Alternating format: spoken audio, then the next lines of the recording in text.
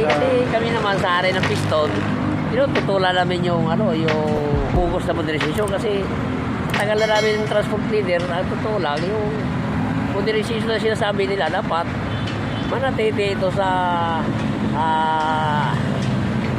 mga operator, yung individual na operator. Ganun. Kaya tinututulan namin yung pagpapatupad. Pero doon sa implementation, doon kami tututol. Pero gusto na namin modernization. Binibigyan po ata kayo ng hanggang deadline ng December. Oo nga, ay ano pa rin. Nagkaroon nga kami na hearing sa Senado. Saka nag-umpisa alaw na, natapos na alas 6, pero wala rin nangyari. Parang orso lang, kwento barbero lang. Pero ano pa rin yung batas ng yung 2017-011, yung Omnibus Franchising Guidelines na dapat yun na tanggalin o kaya itigil na. Kasi yun nagpapahirap sa amin sa sektor ng transportasyon. Kaya tinututulan po namin yung ganung bagay. Kaya nananawagan naman kami kay BBM kasi sinabi naman niya na tutulungan kami pagka halimbawa 20 years na, pag woodworthy, pumasa sa emission test, pwede naman i-restro. Bakit ayaw ng LT Permit at DOTR? Bakit hindi sila sumusunod sa Commander-in-Chief? Sabi ni BBM, tulungan kami, ba't yun ayon siya ng LT Permit at hindi kami tinutulungan?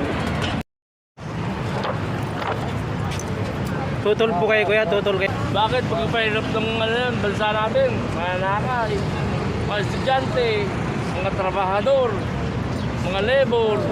Kaya kami tutol dyan. Taong bayan, mga estudyante ang mahihirapan.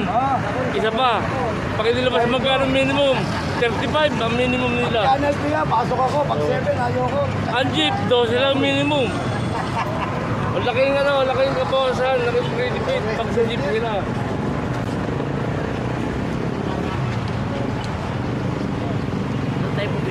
Kaya laking tutol namin dyan. At marami wala ng trabaho. Ano ba, maganda dito sa gilid tayo, okay na dyan. Pwede nga na. Dito na kayo, harap na.